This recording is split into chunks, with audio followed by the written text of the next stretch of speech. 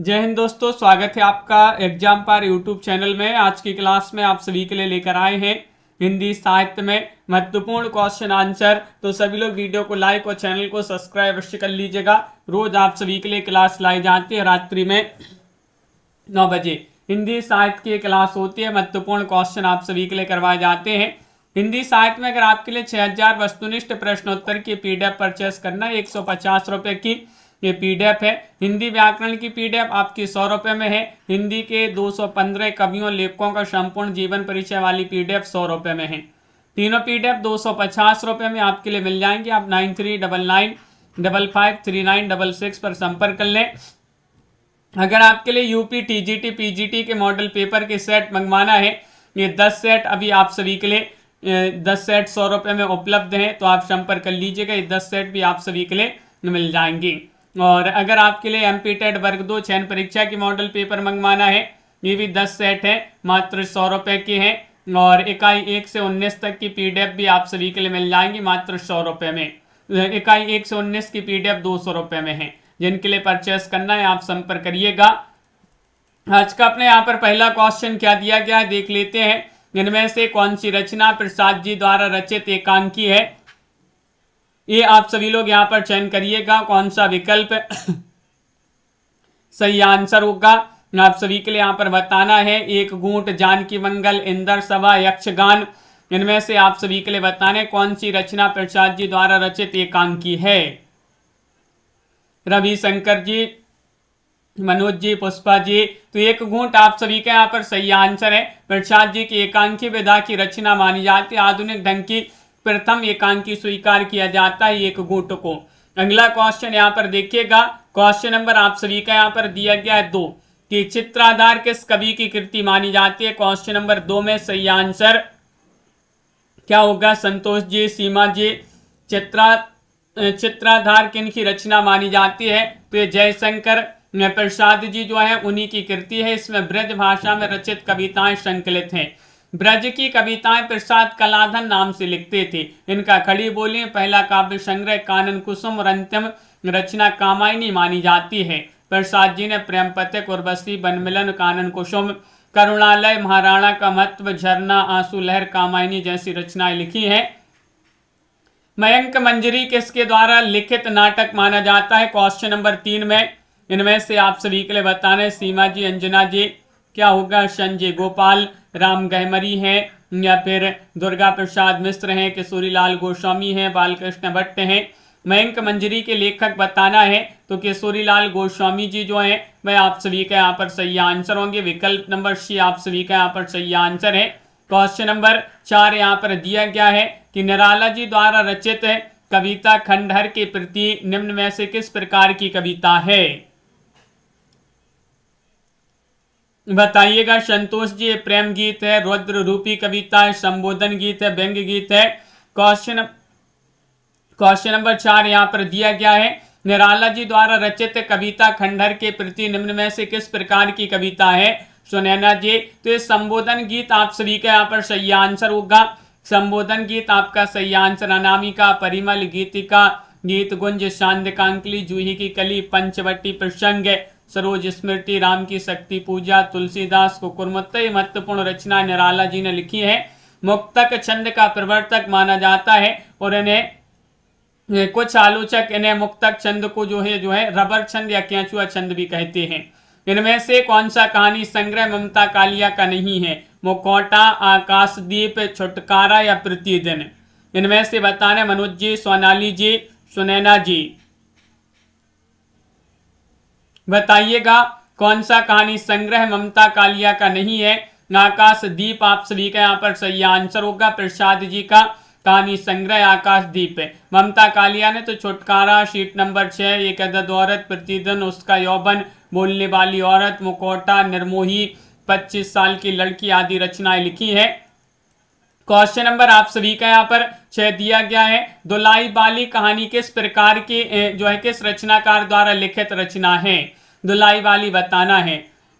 कहानी किस रचनाकार द्वारा लिखित है ये बताना है। मेधा जी, तो अरुण जी आप सभी का यहाँ पर सही आंसर है। बंग महिला जो है वह आप सभी का यहाँ पर सही आंसर है। बंग महिला का मूल नाम राजेंद्र वाला घोषता। बंग महिला को प्रथम कहानी लेखिका स्वीकार किया जाता है।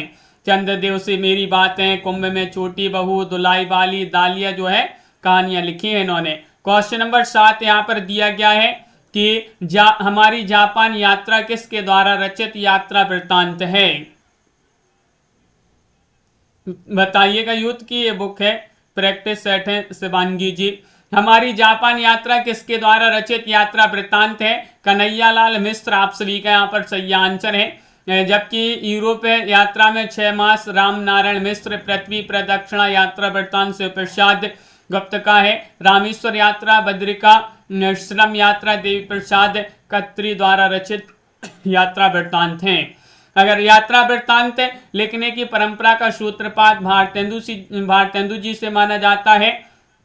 और क्वेश्चन नंबर 8 है महादेव वर्मा की रचना पथ के साथी किस विधा के अंतर्गत ये रचना आती है? रमेंद्र जी, रागनी जी, दिव्यांशु जी।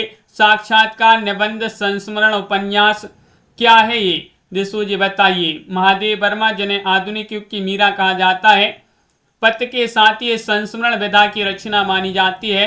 और इन्होंने और भी रचनाएं लिखी हैं। अतीत के चलचित्र, स्मृति की रेखाएं, मेरा परिवार, रेखा चित्र इनके। निबंध इन्होंने श्रृंखला की कड़ियां, विवेचनात्मक गद्य, साहित्यकार की आस्था, संकल्पता, भारतीय संस्कृति के स्वर, महत्वपूर्ण रचनाएं लिखी हैं। क्वेश्चन नंबर आप सभी का यहाँ पर 9 दिया गया है। पंचवटी खंड काव्य के जो है रचनाकार बताना है। जो रचना किस कवि द्वारा लिखी गई है?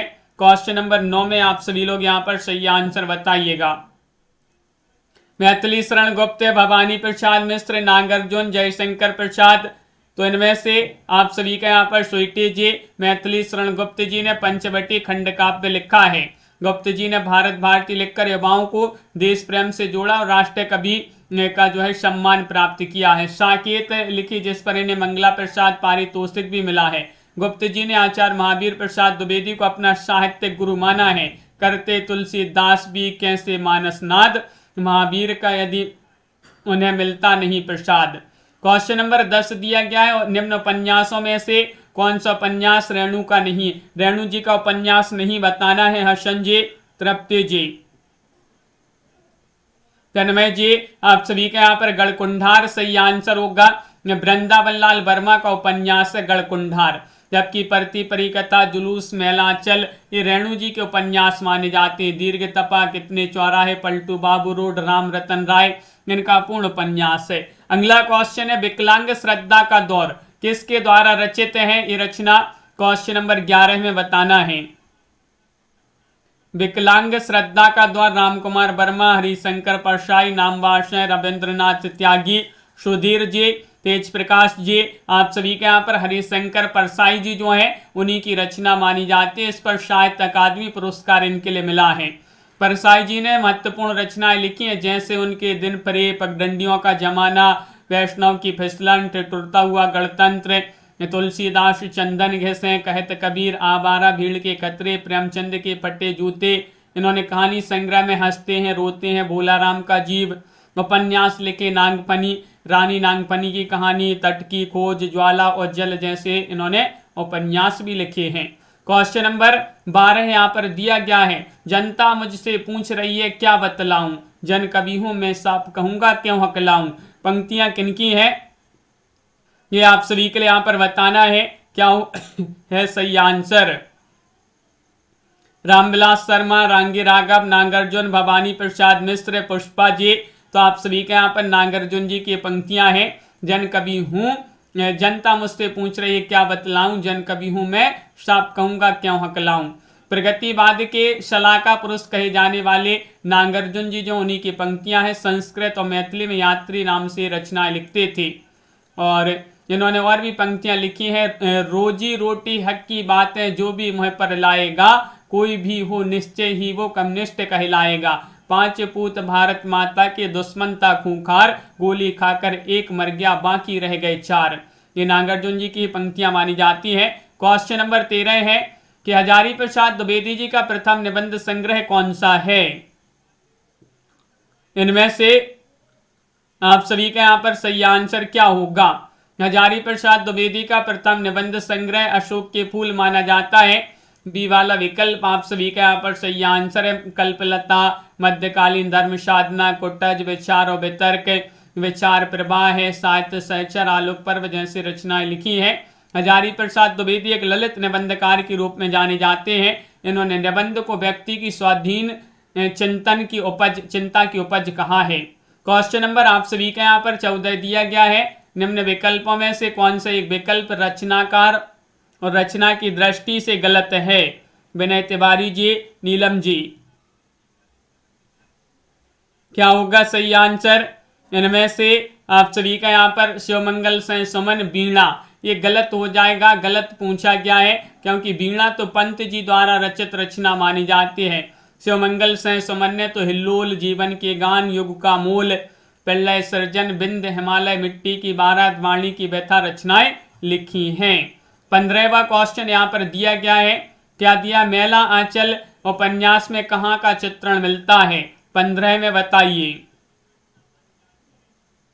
इनमें से आप सभी के लिए यहाँ पर बताना है। तो मेरीगंज आप सभी का यहाँ पर सही आंसर है। रेणु जी का उपन्यास है। इसमें बिहार के पूर्णिया जिले के मेरीगंज गांव का चित्रण मिलता है। मेला आंचल के प्रमुख पात्र डॉक्टर प्रशांत, कमली, कालीचरण, विश्वनाथ प्रसाद और वामन दास आदि पात्र हैं। इनका राम रतन राय अपूर्ण उपन्यास है। रेणु जी जो है अपना साहित्यिक गुरु जो है सतीनाथ भादुड़ी को मानते थे। क्वेश्चन नंबर आप सभी का यहाँ पर 16 दिया गया है। रूपक रहस्य नामक आलोचनात्मक ग्रंथ किसका है?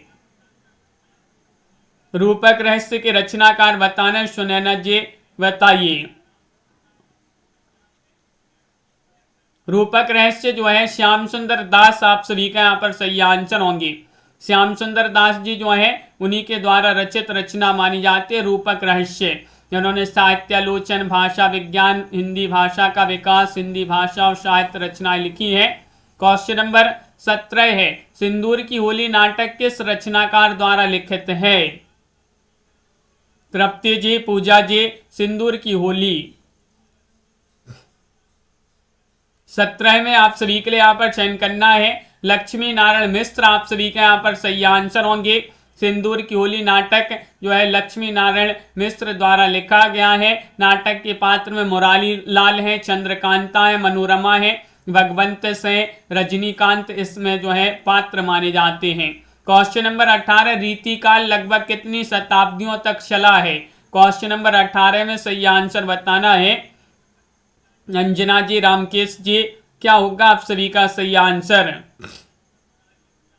रीतिकाल जो है लगभग 2 शताब्दी तक चला है। 2 शताब्दी आप सभी का यहाँ पर सही आंसर है। 1700 से संवत 1900 तक जो है वह आपका सही आंसर होगा। आदिकाल जो है 1050 से 1375 संवत, और भक्ति काल 1375 से 1700, और रीतिकाल 1700 से 1900, और आधुनिक काल संवत 1900 से आगे।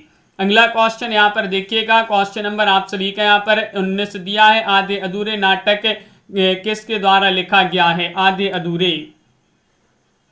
इनमें से आप सभी के लिए चयन करना है। आधे अधूरे मोहन राकेश जी का नाटक है, और इन्होंने और भी बहुत सारे नाटक लिखे हैं, लेकिन पूर्णता की तलाश का नाटक, इस नाटक को मील का पत्थर भी कहा जाता है। इसमें सावित्री, बिन्नी, अशोक, किन्नी, मनोज और काले कपड़ों वाला पुरुष 4 रूपों में, महेंद्रनाथ, सिंगानिया, जुनेजा और जगमोहन इसके पात्र हैं।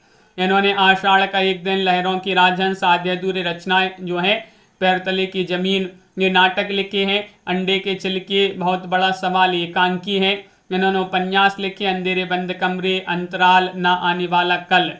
क्वेश्चन नंबर 20 यहाँ पर दिया गया है। शेखर एक जीवनी के शेखर का चरित्र मूलतः किस प्रकार का है? 20 में आप सभी के लिए यहाँ पर चयन करना है। व्यंग्यात्मक, शांत, प्रकृति प्रेमी, विद्रोही।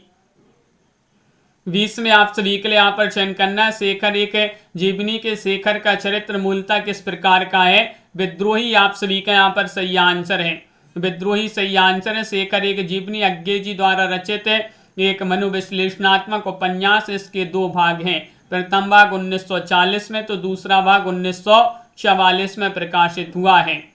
क्वेश्चन नंबर आप सभी का यहाँ पर 21 है। खरोष्ठी लिपि भारत के किस क्षेत्र में प्रचलित थी? दक्षिणोत्तर क्षेत्र, पश्चिमोत्तर क्षेत्र, उत्तर क्षेत्र या फिर पूर्वोत्तर में? पूजा कुमारी जी बताइएगा। खरोष्टी लिपि भारत के किस क्षेत्र में प्रचलित थी? तो पश्चिमोत्तर क्षेत्र आप सभी का यहाँ पर सही आंसर है। खरोष्टी लिपि भारत की प्राचीनतम लिपियों में से एक है। यह लिपि दाएं से बाएं को लिखी जाती थी। अगला क्वेश्चन यहाँ पर क्या दिया गया है, देखिएगा 22वां क्वेश्चन यहाँ पर दिया गया है। ये रहा क्वेश्चन नंबर 22। समरसते जड़ या चेतन सुंदर साकार बनाता, चेतनता एक विलसती आनंद अखंड घना था।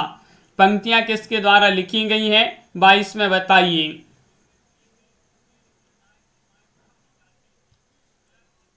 22 में आप सभी का यहाँ पर जयशंकर प्रसाद जी जो हैं उन्हीं की पंक्तियां मानी जाती हैं। कामायनी के आनंद सर्ग से पंक्तियां ली गई हैं। कामायनी की अन्य पंक्तियां हैं, चेतन का साक्षी मानव हो निर्विकार हंसता सा, मानस के मधुर मिलन में गहरे गहरे धंसता सा, आनंद सर्ग से भी ली गई हैं। क्वेश्चन नंबर 23 यहाँ पर दिया गया है कि हम दीवानों की क्या हस्ती है, आज यहाँ कल वहां चले।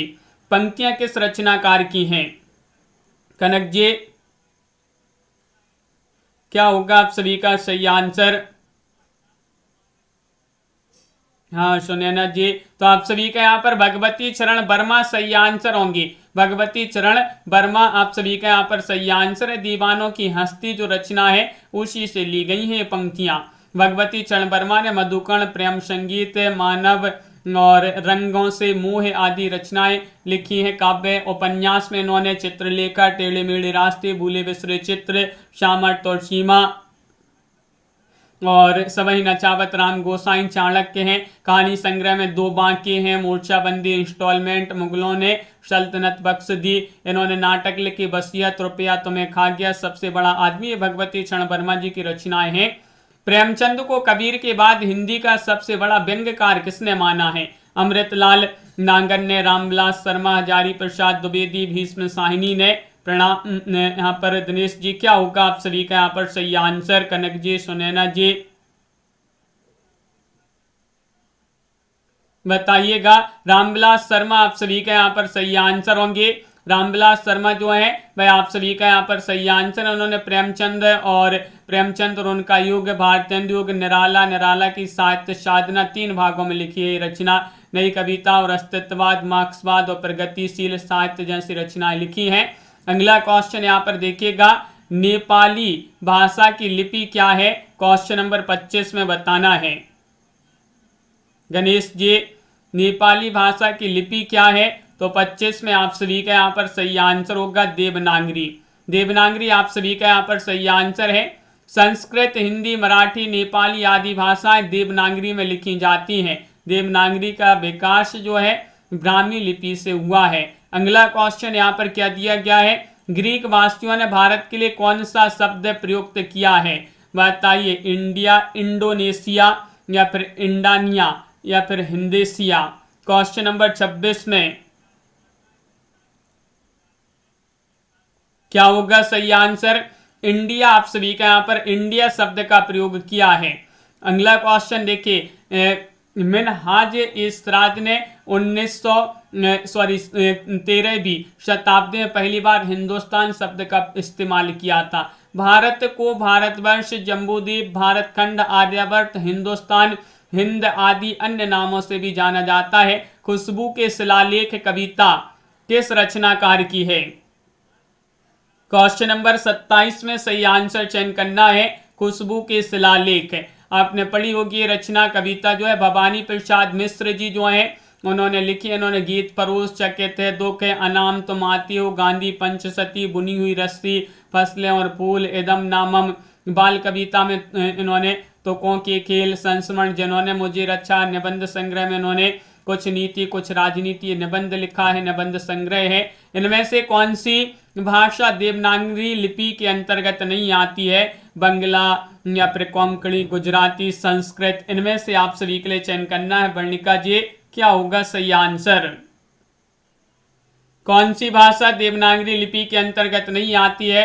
बंगला आप सभी का यहाँ पर सही आंसर। ये वाला जो विकल्प है वह आप सभी का यहाँ पर सही आंसर होगा। बंगला लिपि जो है पूर्वी नागरी लिपि का एक परिमार्जित रूप है, जिससे बंगला भाषा असमिया या फिर विष्णुप्रिया मणिपुरी लिखने के लिए प्रयोग किया जाता है। पूर्वी नागरी लिपि का संबंध ब्राह्मी लिपि के साथ है। और संस्कृत, हिंदी, मराठी, कोंकणी, नेपाली, गढ़वाली आदि भाषाएं देवनागरी लिपि में लिखी जाती हैं। महाराणा का महत्व किनकी रचना है? प्रसाद जी या फिर नवीन जी, केदारनाथ मिश्र या फिर माखनलाल चतुर्वेदी। राजीव जी, दिनेश जी, आप सभी का यहाँ पर सही आंसर होगा। महाराणा का महत्व प्रेमचंद जी जो है, प्रसाद जी जो है, उन्हीं की रचना। इन्होंने प्रेम पथिक, वन मिलन, उर्वशी, कानन कुसुम, झरना, लहर, आंसू, कामायनी और भी बहुत ही महत्वपूर्ण रचना इन्होंने लिखी है। क्वेश्चन नंबर 30 है, हिंदी शब्द सागर किसके द्वारा संपादित ग्रंथ है? 30 में बताना है। डॉक्टर नगेंद्र, श्याम सुंदर दास, हजारी प्रसाद द्विवेदी, रामचंद्र शुक्ल। इनमें से आप सभी के लिए बताने अत्यंद्र जी। हिंदी शब्द सागर जो है रामचंद्र शुक्ल जी होंगे सही आंसर। उन्हीं के द्वारा संपादित ग्रंथ पूछा गया है। बहुत ही बढ़िया। आप सभी का यहाँ पर डी वाला विकल्प जो है सही आंसर होगा। पुनीता जी, अगला क्वेश्चन यहाँ पर दिया गया है। क्वेश्चन नंबर आप सभी का यहाँ पर हिंदी साहित्य इतिहास ग्रंथ लिखे हैं। जैसे हिंदी साहित्य का इतिहास जो है डॉक्टर नगेंद्र माने जाते हैं। हिंदी भाषा और साहित्य श्याम सुंदर दास। हिंदी साहित्य उद्भव और विकास हजारी प्रसाद द्विवेदी। हिंदी साहित्य का इतिहास रामचंद्र शुक्ल। आप सभी का यहाँ पर सही आंसर होंगे। अगला क्वेश्चन यहाँ पर क्या दिया गया है, यहाँ पर देखते हैं। क्वेश्चन नंबर आप सभी का यहाँ पर दिया गया है।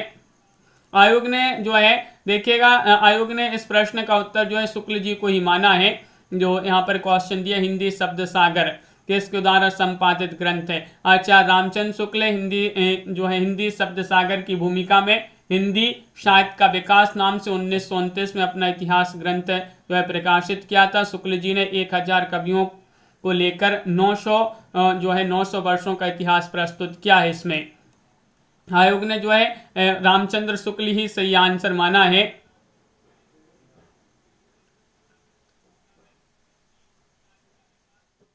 हिंदी भाषा जितना काम देगी उससे अधिक काम देवनागरी लिपि दे सकती है, किस महापुरुष का मत है? ये आप सभी के लिए यहां पर चयन करना है और आप सभी का यहां पर सही आंसर है आचार्य विनोबा भावे जो है वह आप सभी का यहाँ पर सही आंसर है। आचार्य विनोबा भावे जो है वह आप सभी का यहाँ पर सही आंसर है। अगला क्वेश्चन है कि ब्रज भाषा का केंद्रीय क्षेत्र कहाँ है? क्वेश्चन नंबर आप सभी का यहाँ पर 32 दिया गया है। मगध है, द्वारिका, अयोध्या, मथुरा है। इनमें से बताना है पूजा जी, दिव्यांशु जी, नीलम जी। मथुरा आप सभी का यहाँ पर सही आंसर होगा।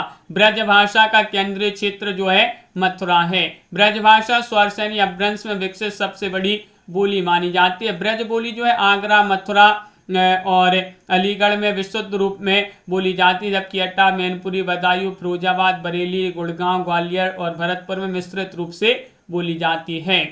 और ब्रज भाषा जो है, अगला क्वेश्चन क्या दिया है, निम्नलिखित में से किस रचनाकार का असली नाम सैयद इब्राहिम है? क्वेश्चन नंबर 33 में सही आंसर बताना है। कौन सा विकल्प है? आप सभी का यहाँ पर दीपक जी सही आंसर होगा। सैयद इब्राहिम जो है रसखान आप सभी का यहाँ पर सही आंसर है। प्रेम वाटिका इनकी बहुत ही महत्वपूर्ण रचना है। इनकी रचना प्रेम वाटिका में इनका दिल्ली छोड़कर गोवर्धन जाने का दृश्य मिलता है। रसखान विठलनाथ के कृपा पात्र शिष्य थे। और भारतेंदु जी ने इनके समर्पण पर लिखा है, इन मुसलमान हरिजनन पर कोटन हिंदू बारिये। और आचार्य रामचंद्र शुक्ल जी ने लिखा है, और कृष्ण भक्तों के समान इन्होंने गीति काव्य का आश्रय न लेकर कवित्व सवैयों में अपने सच्चे प्रेम की व्यंजना की है। अगला क्वेश्चन है, क्वेश्चन नंबर आप सभी का यहाँ पर दिया गया है। क्वेश्चन नंबर आप सभी का यहाँ पर 34 दिया गया है। ये रहा क्वेश्चन नंबर 34। निम्नलिखित विकल्पों में से अवधि का सही उदाहरण आप सभी के लिए यहाँ पर चयन करना है। 34 में बताइए प्रमोद जी, आप सभी का यहाँ पर अवधि का सही उदाहरण चयन करना है। तो एक मनई के दुई बिटवे रहन। विकल्प आप सभी का यहाँ पर सी वाला जो विकल्प है वह आप सभी का यहाँ पर सही आंसर होगा। प्राचीनतम भारतीय भाषा कौन सी है? क्वेश्चन नंबर आप सभी का यहाँ पर 35 दिया गया है, बताइए।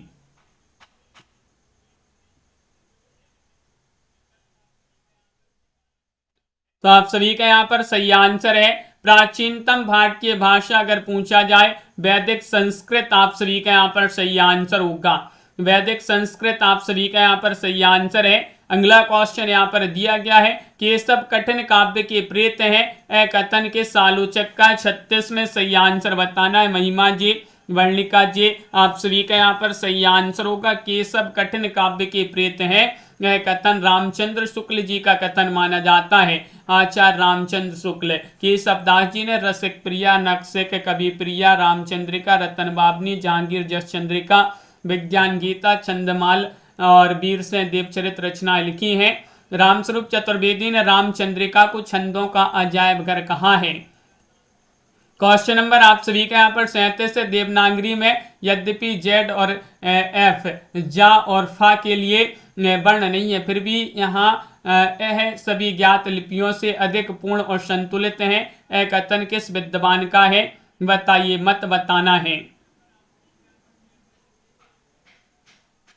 क्या होगा सही आंसर? 37 में आप सभी का यहाँ पर सही आंसर बी वाला विकल्प मोनियर विलियम्स आप सभी का यहाँ पर सही आंसर होंगे। मोनियर विलियम्स जो है वह आप सभी का यहाँ पर सही आंसर है। अगला क्वेश्चन यहाँ पर दिया गया है 7 गीत वर्ष किसका काव्य संग्रह 38 में? बताइए तन्मय जी, किस चीज की मिठाई खाना है?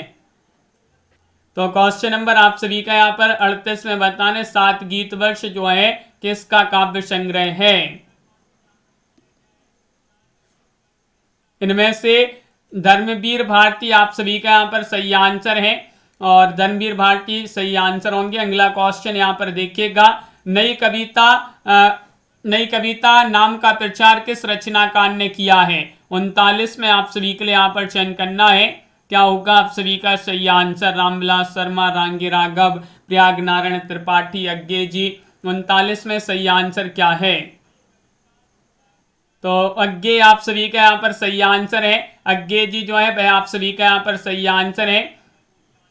अगला क्वेश्चन यहाँ पर दिया गया है क्वेश्चन नंबर 40 है कि निम्न में से किसका जन्म 1469 में कार्तिक पूर्णिमा के दिन पंजाब के तलवंडी गांव में हुआ था? इनमें से आप सभी के लिए यहाँ पर चयन करना है। क्या होगा सही आंसर? बताइएगा, क्वेश्चन महत्वपूर्ण है। तो गुरु नानक देव जी जो है वह आप सभी का यहाँ पर सही आंसर है। गुरु नानक देव जो है सिख संप्रदाय के मूल प्रवर्तक और आदि गुरु माने जाते हैं। जपू जी, आसदीबार, रहीराज, सोहिला जो है वह महत्वपूर्ण रचना है। जपू जी नानक दर्शन का सार तत्व है। नसीहतनामा नानक देव की एक महत्वपूर्ण रचना है। क्वेश्चन नंबर आप सभी का यहाँ पर दिया गया है 41 निम्नलिखित में से आपके लिए बहुब्रीहि समास का विकल्प यहाँ पर सही समास विग्रह श्वेतांबर का सही बताना है। क्या होगा सही आंसर? प्रियंका जी, सुबोध जी, लाइक भी करते जाइएगा इस क्लास को जिन्होंने अभी तक लाइक नहीं किया है। श्वेतांबर यानी कि श्वेत है अंबर, जिसके अर्थात सरस्वती जी। आप सभी का यहाँ पर सी वाला विकल्प सही आंसर होगा। अगला क्वेश्चन यहाँ पर दिया गया है। क्या दिया? बहुब्रीहि समास के मुख्यतः 4 भेद होते हैं। समानाधिकरण बहुब्रीहि, व्याधिकरण बहुब्रीहि, तुल्ययोग बहुब्रीहि या सद्य बहुब्रीहि और व्यतिहार बहुब्रीहि। यहाँ पर आप सभी के लिए बताने खादी और खादी का अर्थ आप सभी के लिए चयन करना है। क्या माना जाता है? तो 42 में आप सभी का यहाँ पर सही आंसर है कवच कटीला सही आंसर होगा। एक खादी का अर्थ होता है कवच और इस खादी का अर्थ होता है कटीला। विकल्प नंबर बी वाला विकल्प आपका सही आंसर है। चाबुक यानी कि कूड़ा और नया यानी कि कूड़ा, खाना यानी कि खाद्य और उर्वरक यानी कि खाद। क्वेश्चन नंबर आप सभी का यहाँ पर दिया है 43 औगट शब्द में उपसर्ग बताना है। 43 में प्यारीलाल जी कौन सा उपसर्ग होगा? औगट शब्द में उपसर्ग चयन करिएगा सभी लोग।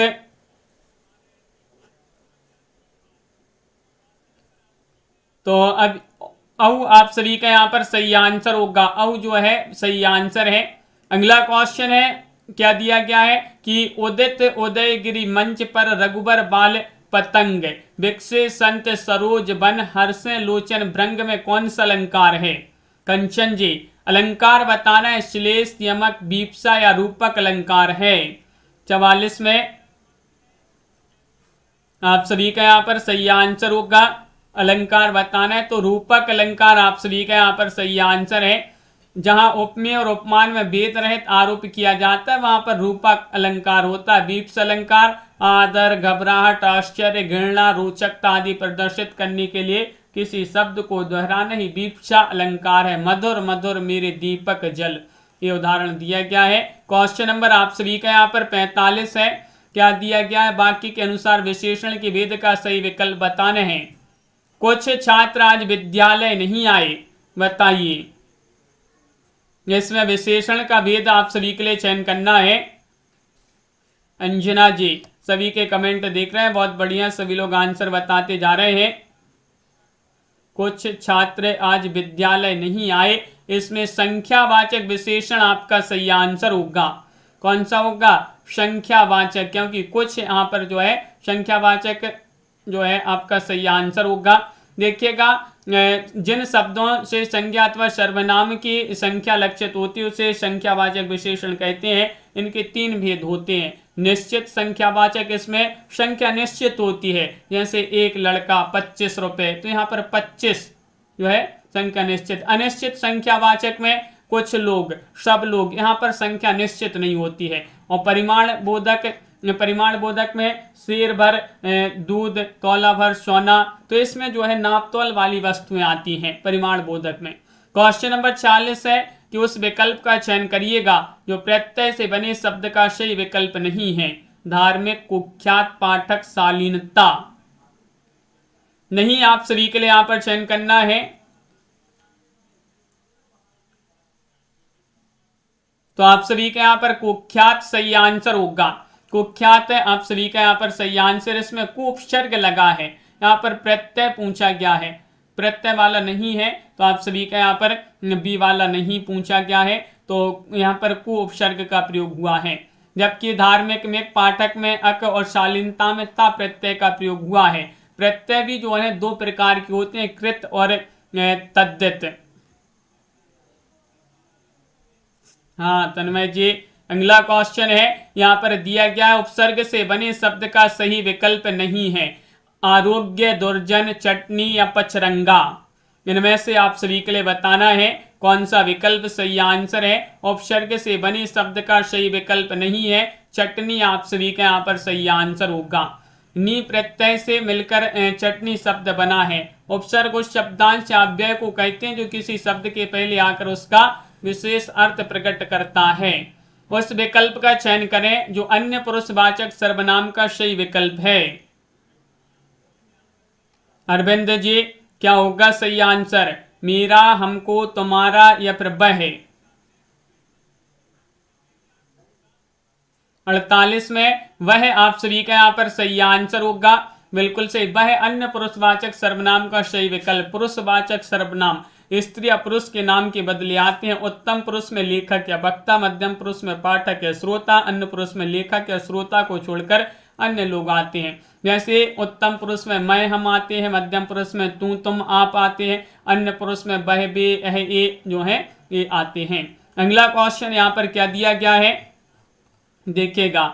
यहाँ पर क्वेश्चन नंबर 49 है कि यहाँ पर वाक्य के अनुसार वाक्य भेद का सही विकल्प बताना है। मैंने आज घर की सफाई नहीं की। यहाँ पर 49 में संकेतवाचक, संदेहवाचक, निषेधवाचक, विधानवाचक वाक्य है, बताइए। संस्कृत और काव्य शास्त्र भी करवा देंगे तेज प्रकाश जी। तो बताइए, मैंने आज घर की सफाई नहीं की, तो ये निषेधवाचक वाक्य के अंतर्गत आएगा। निषेधवाचक वाक्य जिससे किसी बात के ना होने का बोध हो उसे हम निषेधवाचक वाक्य कहते हैं। और रचना या स्वरूप की दृष्टि से वाक्य के 3 प्रकार, सरल, मिश्र और संयुक्त। अर्थ की दृष्टि से वाक्य के 8 भेद होते हैं। विधिवाचक, निषेधवाचक, आज्ञावाचक, प्रश्नवाचक, विस्मयवाचक, संदेहवाचक, इच्छावाचक और संकेतवाचक। अगला क्वेश्चन यहाँ पर दिया गया है 50 कि निम्न विकल्पों में से संयुक्त वाक्य को पहचानिएगा। चयन करना है, क्या होगा सही आंसर। अभी नहीं हुई है सुनैना जी, तन्मय जी की बातों में नहीं आना है। क्वेश्चन नंबर 50 में कि संयुक्त वाक्य को पहचानना है, कौन सा वाक्य संयुक्त वाक्य है।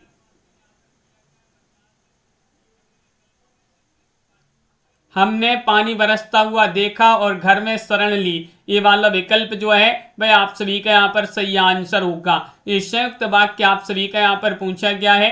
अगला क्वेश्चन क्या दिया गया है, क्वेश्चन नंबर आप सभी का यहाँ पर 51वां क्वेश्चन है कि दिए गए शब्द का पर्यायवाची शब्द नहीं है, सोना का पर्यायवाची नहीं बताने आप सभी के लिए, हाटक, कुंदन, मय या फिर हेम, क्या होगा सही आंसर। सोना का पर्यायवाची नहीं बताना है और आप सभी का यहां पर सही आंसर होगा।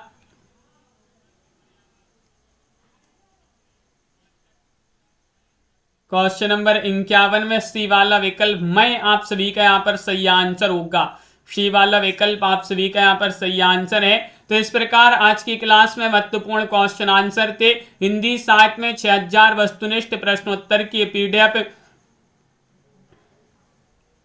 हाँ अनंत जी, ये पीडीएफ मात्र 150 रुपए में है। हिंदी व्याकरण की पीडीएफ 100 रुपए में। हिंदी के 215 कवियों का संपूर्ण जीवन परिचय वाली पीडीएफ भी अगर परचेस करना है तो 100 रुपए में। तीनों पीडीएफ 250 रुपए में मिल जाएंगी। आप 9399553966 पर आप संपर्क कर लें। और अगर आपके लिए यूपी टीजीटी पीजीटी के मॉडल पेपर मंगवाना है तो ये मॉडल पेपर भी आप सभी के लिए मिल जाएंगे। मात्र 100 रुपए में 10 सेट उपलब्ध हैं। और हिंदी में एमपी टेट वर्ग 2 चयन परीक्षा वालों के लिए इकाई 1 से 19 तक की पीडीएफ 200 रुपए में है। और एमपी टेट वर्ग 2 चयन परीक्षा वालों के लिए मॉडल पेपर के 10 सेट अभी आप सभी के लिए 100 रुपए में मिल जाएंगे।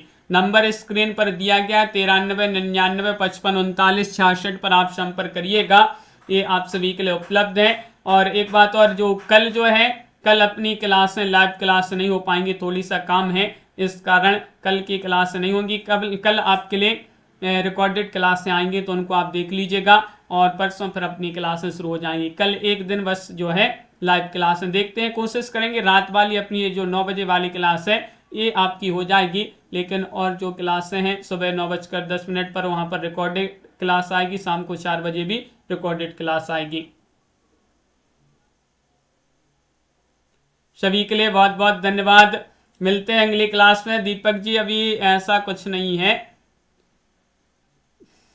वेदा जी, सोनाली जी, तृप्ति जी, रविशंकर जी, तेज प्रकाश जी, पुष्पा जी, रीमा जी, दिशु जी, अनंत जी और रविशंकर जी, लाइक अवश्य करते जाइएगा सभी लोग इस क्लास को। अनंत जी, सुनैना जी, तृप्ति जी और संजू जी, प्रदीप जी, प्रमोद जी, रेखा जी, सुनैना जी, अरुण जी, दिनेश जी, रागिनी जी, पूजा जी, सोनाली जी, रीमा जी, कनक जी, दीपमाला जी, सभी के लिए बहुत बहुत धन्यवाद। प्रियंका जी, तृप्ति जी, हाँ कंचन जी,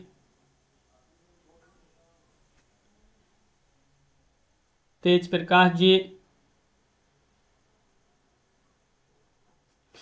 सभी के लिए बहुत बहुत धन्यवाद। नीलम जी, वेदा जी, तो मिलते हैं अपनी जो है कल, देखते हैं अगर कोशिश करेंगे क्लास की रात्रि वाली।